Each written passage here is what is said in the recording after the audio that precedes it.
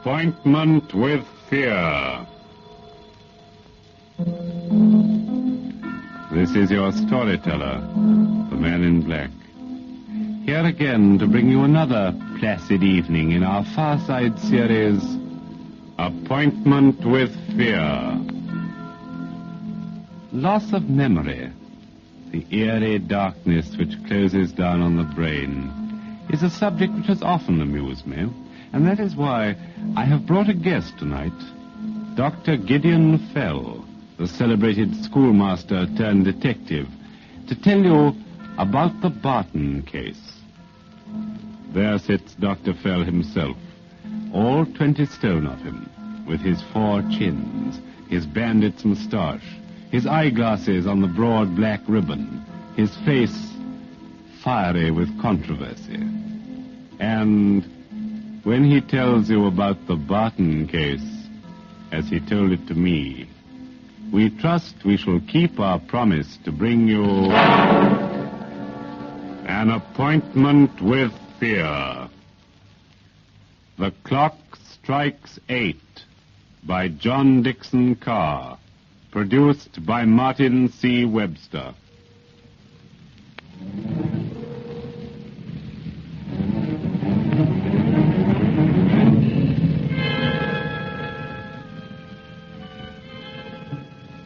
The Barton case, sir, was a grim business.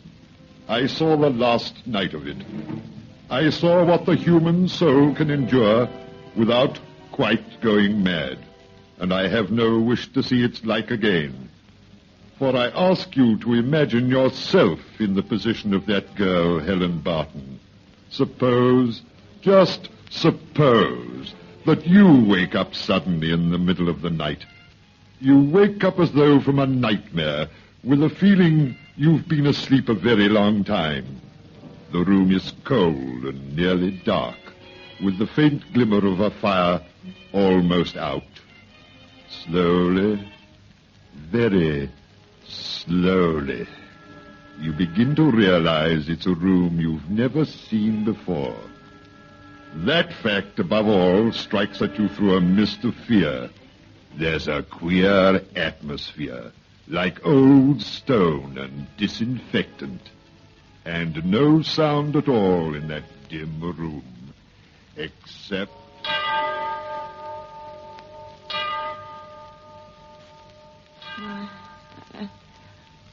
What is it? What was that noise? Now, lean back in your bed, my dear. It's all right. That's good advice, Miss Barton.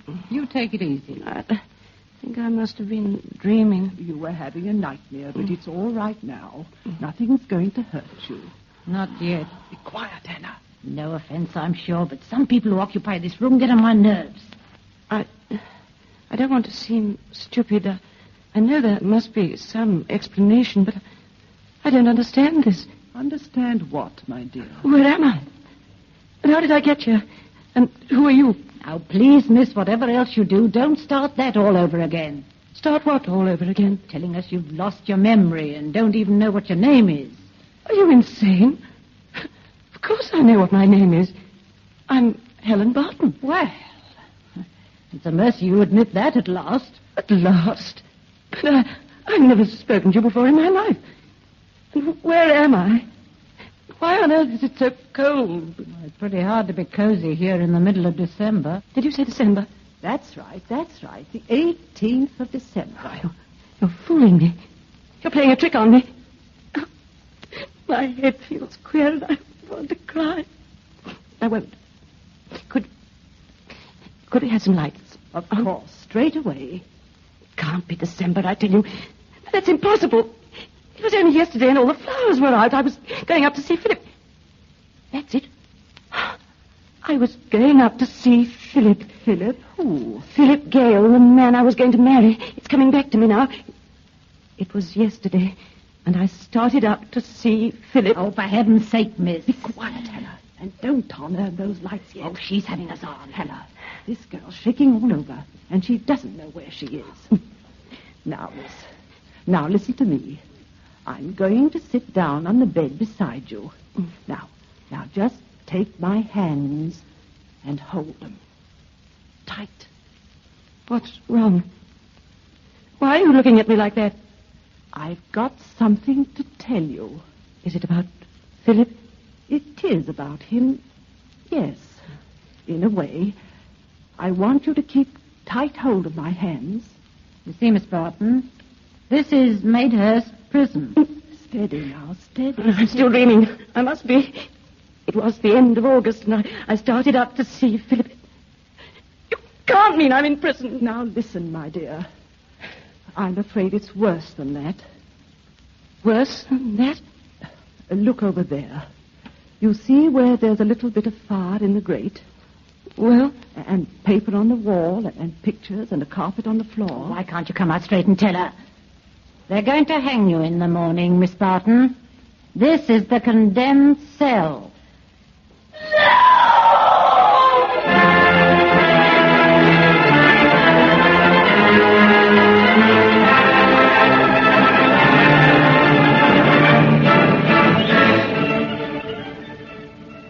With sudden shock, the prison clock smote on the shivering air. But I won't quote that any further. I have too vivid a memory of sitting up that night with Colonel Andrews, the governor of the prison.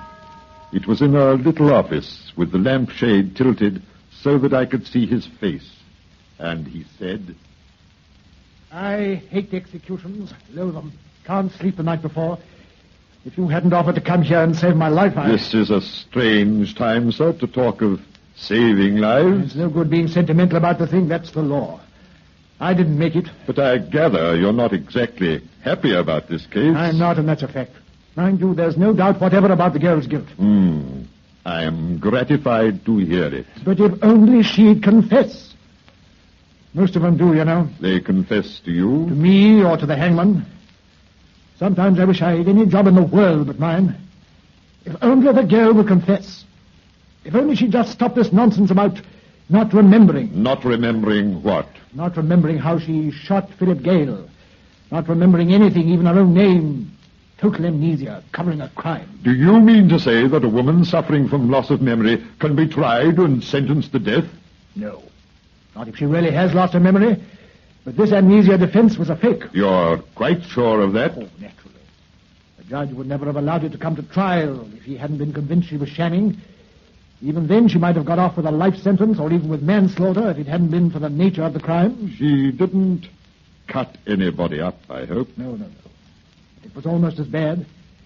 She shot a man who raised his hands and begged for mercy. That completely damned her in the eyes of the jury. And yet, you have doubts. Tell you, I haven't any doubts. And in any case, it's none of my business. How has she acted since she's been here? Oh, model prisoner. But I wish she'd stop this business of seeming to be in a daze. It's getting on my nerves. Nice girl, too. I knew her grandfather. She lived near here? Yes. Born and bred in Maidhurst. She got mixed up with a thoroughgoing swine named Philip Gale. Mad about him. Wouldn't hear a word against him. Then he threw her over for a woman with money. I see. Yeah. He had a bungalow on White Rose Hill. She went up there one Sunday afternoon. Alone? Yes. Herbert Gale, Philip's brother, heard them screaming at each other. He ran in to see what was wrong. Philip was trying to chase the girl up. She grabbed a .32 revolver out of a table drawer and told Philip to put up his hands. Well, that scared him. He did put up his hands. Then she shot him dead and went down in a fit. And afterwards? Afterwards, she couldn't remember. Couldn't remember anything? Pretended she didn't even recognize her own family. She said, "Who is Philip Gale?" And you hang her tomorrow morning? Yes. Without even hearing her side of the case? Confounded man, there's no doubt about the evidence. Are you sure? She killed Philip Gale. Gale's brother, Herbert, saw her do it. This hypocrisy about not remembering... Emotional shock could do just that, you know. She wasn't so emotionally shocked that it disturbed her aim. She drilled him clean through the heart at 15 feet. The bullet entered in a dead straight line through coat, waistcoat, shirt, and heart. You could have run a pencil through the holes. Now don't sit there puffing out your cheeks and waving a cigar at me. I'm only trying... Tell me, Colonel Andrews, aren't you talking to convince yourself? No. Suppose that the girl is telling the truth. Suppose she has lost her memory. I tell you... All right, you don't believe that. But suppose it. And then suppose in some black hour just before the hangman comes that her memory returns. Don't talk rubbish. Sir, I have lived long enough to know that mental suffering is the cruelest form of suffering on this earth. Imagine yourself in that position. You come out of a daze into what you thought was a safe and pleasant world. You don't know where you are. You don't know what's happened. You only know that when the clock strikes 8, they are going to take you out and hang... Did you hear that? Yes. Are you thinking what I'm thinking? Yes. It isn't possible. I very much fear it is. Sometimes, you know, we have to use drugs. Drugs? Yes. When we take them to the execution shed. It's only a short distance, and we try to get it over in a matter of seconds, but sometimes they can't walk. Yes, what is it? Beg pardon, sir, but I thought I'd better get you. For the doctor or for the chaplain, or both. What's the matter with you, man? You're white as a ghost. Can't help that, sir. I've been a warder in this place for a matter of 15 years, but I never knew anything like this. It's the upstairs room, I suppose, Miss Barton. Yes, sir. Hysterical? Yes, sir. She says she remembers now. I see. She's carrying on something awful, sir. That ain't all. She claims she never done it. What's that? She claims she never killed Mr. Gale at all. Never killed? That's all, Harris. You can go. Yes, sir. Any other disturbances in the building? Well, sir, they're a bit restless in Wing A. Well, that's usual. Yes, sir. And there's a bloke outside the prison, who keeps hanging about in front of the main gate. You can see him by the street lamp. First he'll take a few little quick steps back and forth, and then he'll run and stick his face against the bars of the gate. And then he'll go back to the pacing again. Fair gave me the creeps even before this other thing. You don't happen to know who it is? It's the other Mr. Gale, sir. Herbert Gale. I hadn't the heart to chase him away. All right, Harris, all right. Go ahead. I'll be along in a minute. Yes, sir. So the girl claims to be innocent. You heard that? Yes, I heard it. What do you mean to do? Well, I'll see her, of course. It won't affect the issue. Not even if she does happen to be innocent? Well, in the name of heaven, try to understand my position. I'm dreading this interview. It's against regulations, but I wish you would come along with me. If there were only something... Well, there isn't. Now, where's that whiskey? I think a little stimulant. She will need the stimulant. Well, it's a cold night. It will be colder yet where she's going.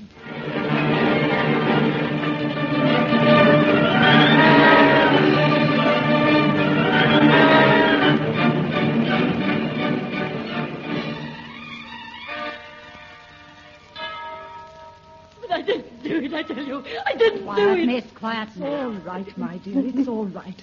The governor and the other gentlemen, they believe you didn't Oh, no, do they it. don't. You needn't try to fool me. Look at them over there in the corner whispering. Phil, she's lying. I heard that. You said, Phil, she's lying. But I'm not lying. I'm not. Miss Barton, you've got to pull yourself together. Please listen to me. When I first woke up, I didn't even remember Philip was dead. Then it came back to me. Yes? I remember standing outside Philip's bungalow on a hot day with the sun in my eyes. I heard a shot inside the bungalow. I ran into the living room and found Philip lying on the floor by the couch with his mouth open and blood on his chest. That's all I do remember. Something hit me. Something hit you. On the head, or that's what it seemed like. Please. The doctors found no injury at your head, you know. I tell you... One moment. Miss Barton, can you forgive the intrusion of an old buffer who sincerely wants to help you? Oh, I'm sorry, Dr. Bell. I'll try to be sensible. Now tell me, when you arrived at the bungalow, Philip Gale was already dead? Yes. You didn't go up there to quarrel with him? No. And why should I have killed him anyway? I only went to tell him I was through, finished, fed up with him. Oh, what's the use? They haven't told you, then, that there's a witness who claims to have seen you shoot Gale? A witness? Who? Herbert Gale. But But that's a lie. You didn't take a .32 revolver out of the table drawer? Oh, this is the first time I've even heard of any revolver. Please believe that. You didn't order Philip to put up his hands, and then when he did put up his hands... High above his head? You didn't shoot him from a distance of about 15 feet? No. Your fingerprints were on the revolver. You were still holding it in your hand when Herbert brought a policeman. It looks as though you've got me, doesn't it? I'm afraid it does. Just who is this brother, this Herbert Gale? He's the good member of the family. Now then, my dear, now then. I can't help Steady, it. steady. Herbert is the good boy, where Philip was the bad one. Younger than Philip, horribly respectable. Pillar of the church, never smokes or drinks. Has to work hard because Philip inherited what money they had. Oh, let me laugh. You don't know how funny it is. Herbert's word certainly carries weight. It's carried weight against me, hasn't it? Why should he want to get me hanged? Why should he tell such a complete bag of lies? Yes, I wonder why. Every second I imagine I'm going to wake up and find myself back in that living room again, looking at Philip's body, just standing and staring at it and feeling sick. And of all things to think of at a time like that, wondering why he was wearing a waistcoat on such a hot day. Hawkins of Athens, what an idiot I've been. What a turnip. What a thundering dunce. Lower your voice. The murdered man was wearing a waistcoat.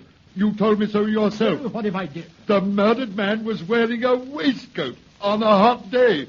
Grasp that beautiful fact, my friend. Keep it in splendor before you. 3 hours of sheer nightmare, and all because I never thought of the waistcoat. Let me ask you just one thing. What happened to the court exhibits in the Gale case? As a matter of fact, we've still got them. The case was tried and Madehurst decided. You've still got them? Certainly, but what good can they do now? Sir, let me shake your hand. Let me slap you on the back. Let Just me... a minute, my friend. Stop a bit. Quiet. I beg your pardon. Have you forgotten where we are? No. Let's face facts. The prisoner has been told that there's, well, no hope. Please. I'm sorry, please, but there it is. Please. The cruelest thing you could do now would be to raise hopes that I can't fulfill. You understand that? I understand it only too well. This can't be pleasant for any of us. There's nothing in the evidence that justifies any change of plan. Except, of course, that the girl isn't guilty. Can you prove that? To my own satisfaction, yes. I'm afraid that's not good enough. Suppose I proved it to you. Conclusively, mind. Out of evidence you gave me yourself, what would you do? Are you bluffing? No, speak up, man. What would you do? That's easy. Phone the Home Secretary and ask for a stay of execution. There's a private line from my office to his country house. But I warn you... Dr. Fell, is there any hope for me? Is there any hope for I warn you, Phil, they won't accept fancy theories. They'll only accept facts. Tell me, Miss Barton, how tall is the estimable Mr. Herbert Gale? How tall? Yes. Is he anything like the same height as his brother, Philip? They're about the same height, 5'10", but I don't see... If I remember correctly, one of the warders told us that Herbert Gale has been hanging about the front gate all night. I should very much like to speak with him. Colonel Andrews, will you send someone out and ask him to come into your office? I can't do that. Why not? It's against regulations. You have to get a special pass. Say and write to him. Curse it all, can't you get it through your correct military head that an innocent person is going to swing in less than 2 hours? Dr. Fell, I don't know what you're trying to do, but can you do it? My dear, I can't But tell. you are going to try. I'm going downstairs now. Maybe in a very short time, a certain gentleman will be entering this institution without any need of a pass.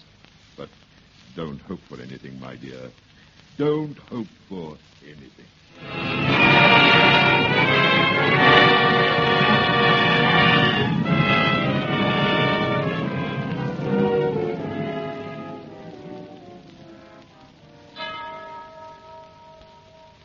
7 o'clock. 7 o'clock. Less than an hour to go. Oh, why doesn't that warder come and bring the exhibit I want? What's delaying him? Probably he can't find the stuff. But you said you had it here. Things like that I have to get mislaid. It's been a month since the trial. Must you have these exhibits? In order to prove it to you fully, yes. But if he doesn't come in 2 seconds more... I can't stay here much longer myself. The chaplains will are now, but I shall have to take over before the end. Yes, come in. Sorry to have been so long, sir. I could have sworn it was in one place, and lo and behold, it turns up somewhere else. Never mind that. Did you get the exhibits? It's all here, sir, in this suitcase. Where shall I put it? Put it on Colonel Andrews' desk. Now let's see. Move the lamp over here, will you? And about Mr. Herbert Gale, sir. Where is he? Out in the hall, sir. You want to see him now? Yes, my lad. Very much so. Ask him to come in. You can come in, sir. This way. Thank you. Morning, Herbert. I'm glad to see you. Sit down. Thank you, Colonel Andrews. Let me have your hat and coat. This is Dr. Gideon Phil. How do you do? The warder said you wanted to see me. I came, of course, but do you think it was quite the right thing to do? Well, why not? Well, people might think I was holding a grudge against Helen. Because of Phil, you know. And you don't hold any grudge? No. I pity that poor girl from the bottom of my heart. I only wish I hadn't had to testify against her. But what else could I do? You mean you'd like to help her, even now? Of course I would. If there's anything I can do to soothe her last moment... There is something you can do, Mr. Gale. Well? You can come with us to the condemned cell. Are you joking? No. But wouldn't it be horrible for Helen? Yes, probably. But as you point out, she has only a very short time to live. Yes. Excuse me, but what have you got in that suitcase? In this suitcase, Mr. Gale? A flattened bullet. The bullet that killed your brother. A .32 revolver. A tweed coat, bloodstained. A tweed waistcoat, also bloodstained. Sure, Phil, what do you expect to prove with that stuff? Will Mr. Herbert Gale go with us to the condemned cell? Of course, if you think I can do any good there. Then, with your permission, I propose to prove that a straight line is the shortest distance between 2 points. Will you walk into my parlor?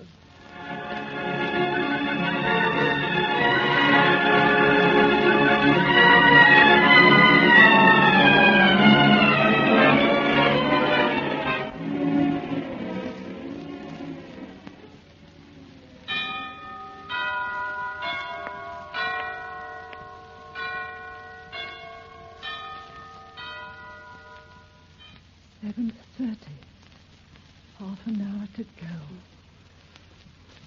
Easy, my dear. Easy. Easy. They're not coming already, Duke. Herbert Gale. I'm very sorry for you, Helen. Please believe that. Thank you. I shouldn't have intruded at this painful time. Believe me, Helen. But Dr. Fell and the Colonel here made me come to see you. You mean you come to confess?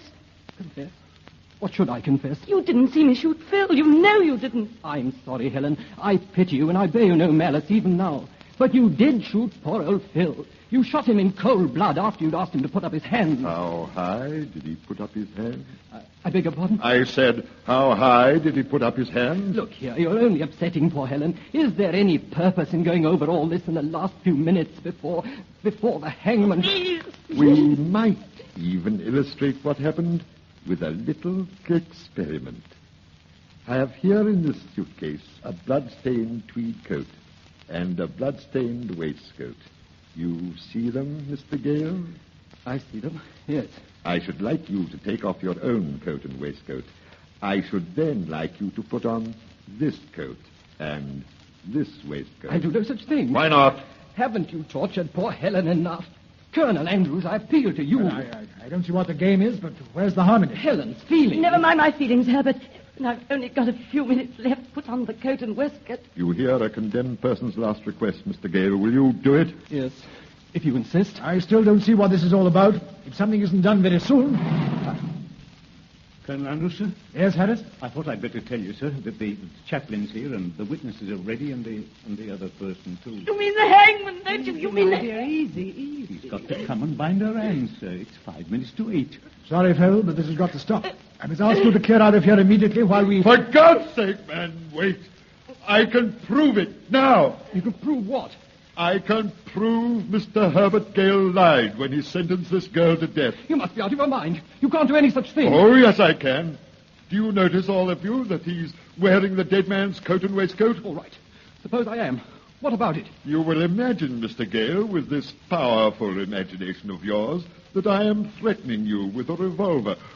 Now hold up your hands. What the devil are you gabbling Hold about? up your hands, sir, high above your head. I won't do it. You'd better do it, Herbert. You'd better do it. Do as I told you, man. I'm asking you now. That's it, Mr. Gale. Don't let your hands tremble when you raise them. Just lift your hand higher, higher still, while I'm threatening you with a revolver. Now look at his coat, everybody. Look at the coat. I refuse to Don't stand lower here. your hands, Mr. Gale, and the rest of you. Look at his coat. The coat, it rises when he lifts his hand. But of course it does. And the bullet hole in the coat, you notice, rises with it. But the waistcoat is buttoned close to the body. The waistcoat doesn't move. I think I begin to see. The bullet hole in the coat has risen at least 4 inches above the corresponding hole in the waistcoat. Yet, the bullet, you told me, penetrated in a dead straight line through coat, waistcoat, and shirt. Therefore, Philip Gale could not possibly have had his hands raised when he was shot. It's a damned lie. It was a damned lie, sir. You killed Philip Gale yourself. When Helen Barton walked into the middle of your crime, you knocked her out with a weapon that left no bruise and put the revolver into her hand. Then you discovered, as a gift from heaven, that she had lost her memory. You could tell any lying story you liked. But it's upset the apple cart now. The prosecution, the evidence, the verdict were all based on the evidence of the shooting of a man who had his hands raised. Destroy that single lie, and you create the reasonable doubt that destroys the whole case. This is true, Colonel Andrews. Is it true? Can't you at least say something? Harris, Yes, sir? do you know the private telephone line in my office? Yes, sir?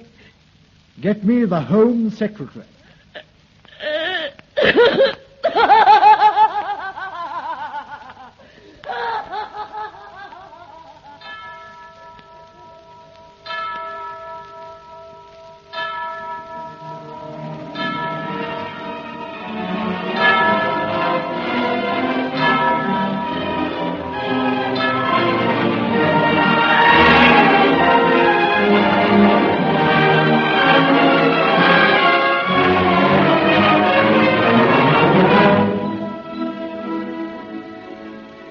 And so, with the end of the story, the clock strikes 8. We come to the end of our present group of stories in the series, Appointment with Fear. If you have been pleased, if you have been entertained, if you have been able to say that only the graveyards have yawned, then we are deeply grateful. Indeed, with the slightest encouragement, I, who am amused by such things, should return to tell you more tales of corpses and the midnight hour. But until that happy day when we meet again by some evil crossroad of the future, this is your storyteller, the man in black, saying good night and goodbye.